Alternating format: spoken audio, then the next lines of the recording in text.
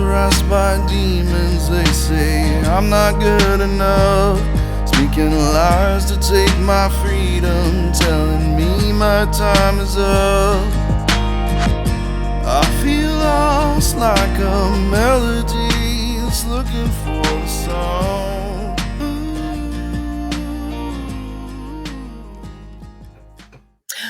Welcome back to Pure Prison, everybody. Thank you so much for joining us. Today we have a great guest in. Her name is Jay.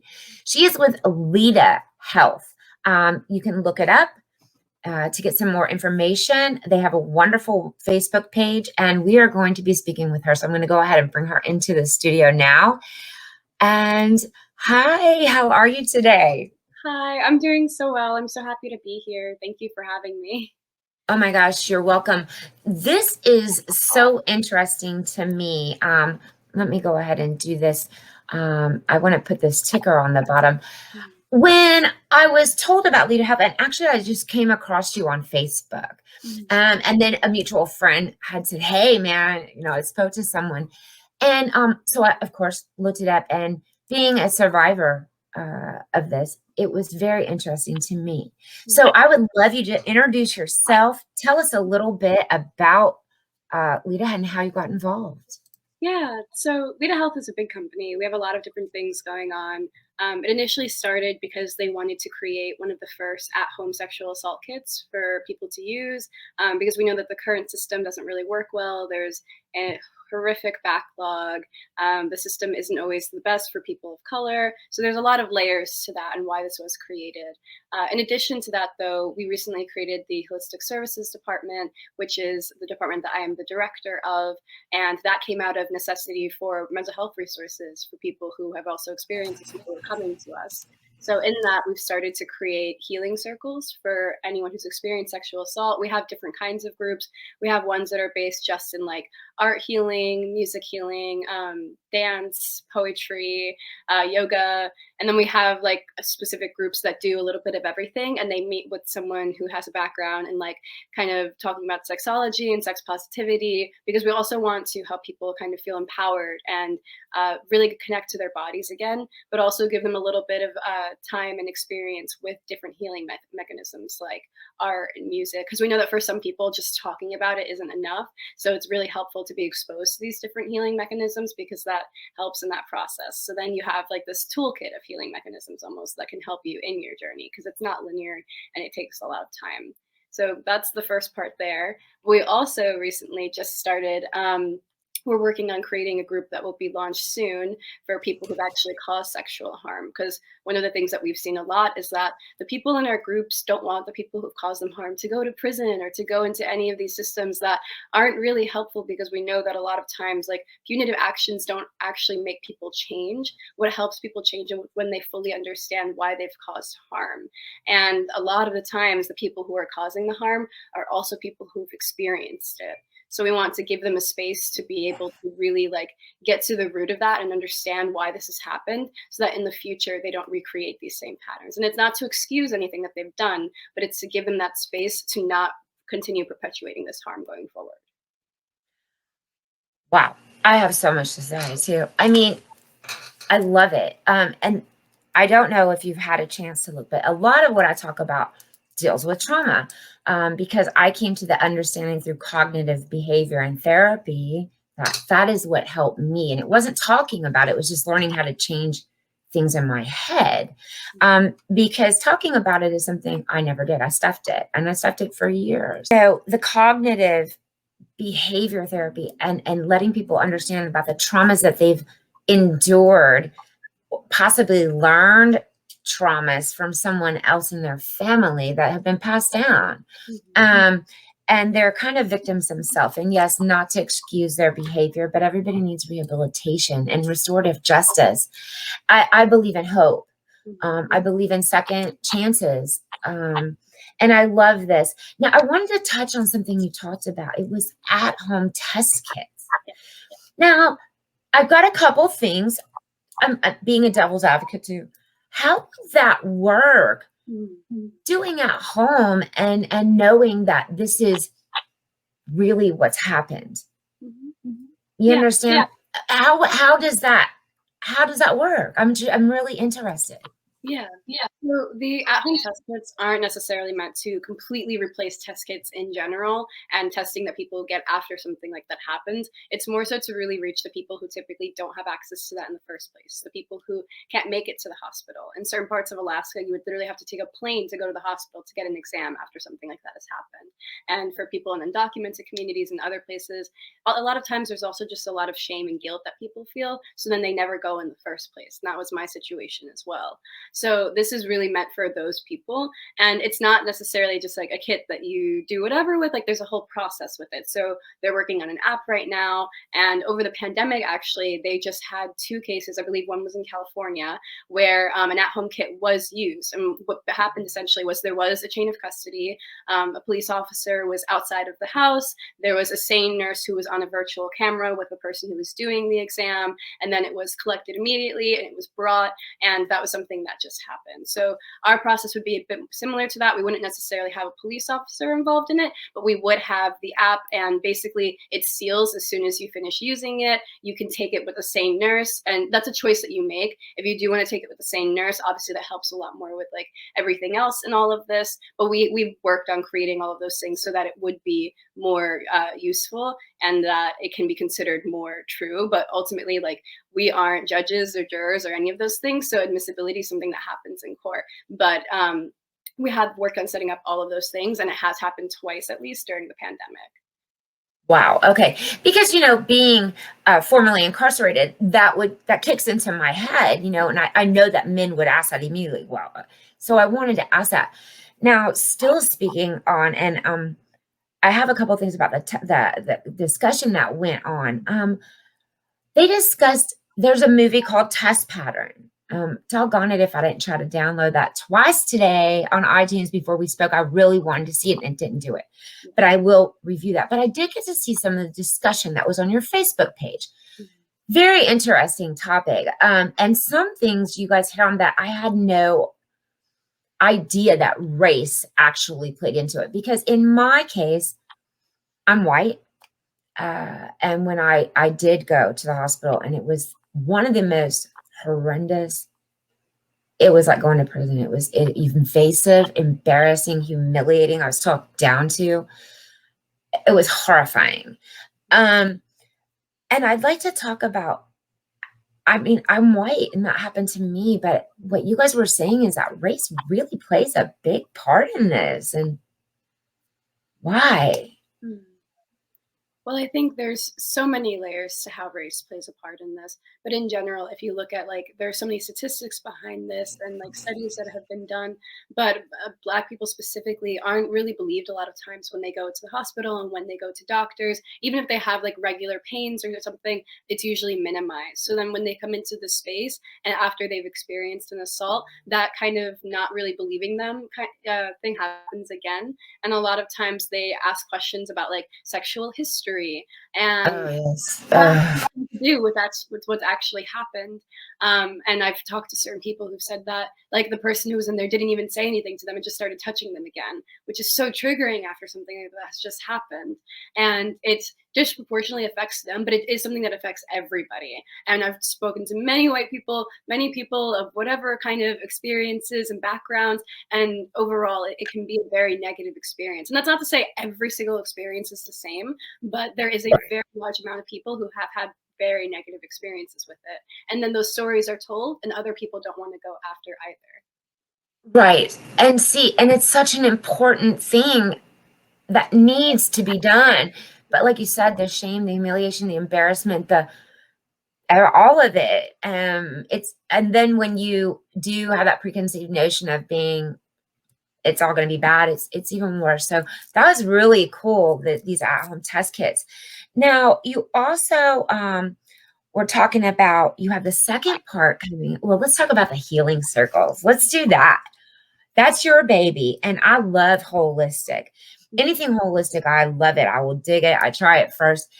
In fact, I love doctors of osteopathy because they specifically believe in going holistic before giving medications and things like that. So tell us about this. Yeah. So we take a bunch of different approaches in a lot of what we do, but we try and really center all of this in different kinds of holistic healing. So one of the groups that we're offering right now is a music group, and it's deeply based in like using sound baths and a lot of those kinds of practices. And those things really work with like your autoimmune systems and like all of these other things in your body to work on calming it and easing the nerves when you can become triggered and when other things like that happen. And one of the beautiful things about the groups that we have that take like an approach in which they use a little bit of all of these things is that at the end of one of them, a person had said like they had a moment when they became really triggered, and what they did was they went on YouTube and they found a sound bath and they used it, and it helped them in that moment. And that's a lot of what we're trying to do. We're trying to expose people to things that otherwise they might not have had access to. I didn't even know that drama therapy was a thing before I started this, and it is, and it's incredible, and it really helps people. So it's really just about exposing people to all of these different kinds of healing mechanisms and seeing what works best for them. And these are done in group settings. So in that, people are also finding community and they're realizing that they're not alone. Absolutely. This is so much, and being an ex-addict also, incredible. This is something that it reminds me of therapy for addiction, because sometimes you don't even know your triggers. Mhm. And when they happen, you go through it, but you're not aware. You're not aware. And that is amazing. And all the different ones that you have are great, because some people don't like yoga, but that drama therapy or the music, and each person is different. And I love that you guys understand that. And I like also when you said the groups, because they're not alone. And that's how you feel when you walk into an NA meeting or an A meeting. There's other people like you. So that's just a beautiful thing to me. So let's talk a little bit about the second part. You said you're going to have something for the actual Yes. perpetrators. Yes, so that's something that's newer for us. We haven't actually launched our first group yet, but we're in the process of. We already are working with a therapist. Her name is Neha Bhatt. She has done work both here in America and in India as well. She's very well versed in restorative justice. She's done a lot of this kind of work before. She used to work at a university actually, and she would work with people who had caused sexual assault there as well. So she has a really wonderful experience in a lot of these things. I also do a lot of organizing and activist work in the BLM movement in New York City. So she actually held like a restorative justice panel for us. So she's an incredible person. I'm so grateful to be working with her. But essentially like the structure for these groups that we're looking to create are about 16 weeks long. And it's really like the people who are joining are people who can admit that they've caused this harm. If a person comes to this group and they're like, nope, I didn't do anything, this isn't the space for them. This is not the space for them. This is a space to be like, I did something that caused harm to another person, and I want to understand why, so I don't do it again. And we have a screening process. We have all of those things that we're setting up. Right now, we're just waiting on our website to get approved by the lawyers, and then it'll be up and running. And I'm really excited about that one. I'm really excited about it too. I like this because, like, again, the restorative justice, it's so imperative for our society right now. And trauma, man, trauma. I try to tell everybody, no matter what, at some point in your life, you've gone through trauma. And that is a huge thing for the mind to deal with. Yeah, I love it. So what else is going on there? I know that I signed up for something on your page. Tell us a little bit more about that. So that page that's currently up, I am honestly not quite well versed in because I focus more in the holistic services department.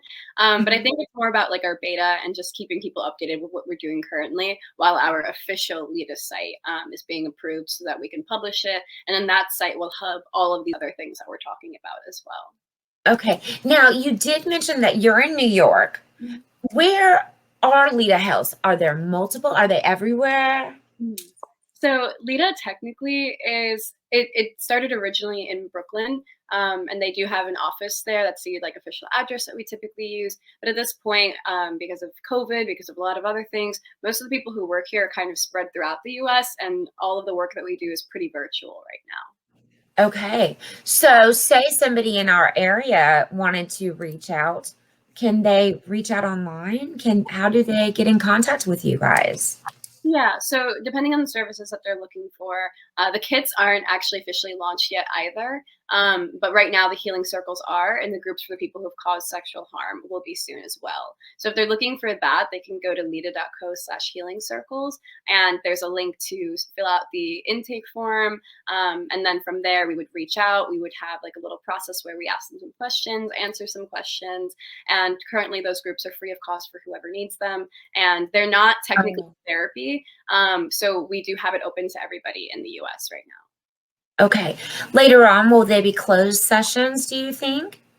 I don't believe so. If we do have specific groups that are therapy, like our music group is a music therapy group, that will only be for people currently in New York because that's where our therapists are located.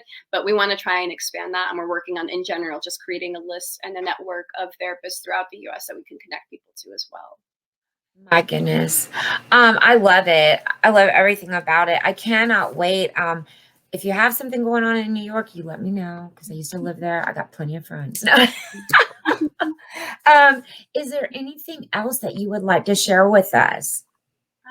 I think the only thing I'm really thinking about as well is that the groups that we're creating for people who've caused harm are coming out of what the people who've experienced it are asking for. Because we have like three groups that we have three goals that we have for our groups. It's essentially Okay. to create community, and that's what happens in that group setting a lot of the time, in addition to creating like a toolkit of healing mechanisms, but also helping people differentiate between justice and healing, because those are two different things, and to even sometimes help people understand what justice means to them, because that means something different to everybody. But a lot of the people in our groups, they don't want the person who's caused them harm to go to prison, to experience any of those things, because it's not really, for the most part, their experiences aren't just a random person or whatever. It's usually like a friend or a family member or a partner, and they don't want that. They want them to understand why they've done this so they don't continue to perpetuate it, and to start doing that inner work so that on the outside they can learn and heal. Right. And statistically, am I correct in saying that more it happens more with a friend or someone than a stranger? Correct? Is that, Mhm. yeah. And that's a big deal. And not to mention, prisons don't rehabilitate anybody. Mhm. They don't teach them anything. And that's the thing. And I love that you said, this is not the space for them if they're not ready, because it is taking responsibility for what you did. But now let's find out why you did it and start to heal and restorative justice. I've been watching so many documentaries on it because it's just so beautiful. I can't get enough. It breaks my heart, but it makes me so happy at the same time. Mhm. Yeah. So you're doing amazing things. And I can't wait to speak to you again. Now, as soon as the website and stuff gets up, Mhm. we're doing a second one, okay? Absolutely. Absolutely. That way you can maybe walk us through it, because I know there's going to be a lot of material there. Yes, absolutely. I'm so excited. So this is going to be like your little shout out. Everybody, I've put their website on the bottom. You can reach out. How long does it take you to respond usually? Oh, we have within like a day or two typically. With the Bam. Yeah.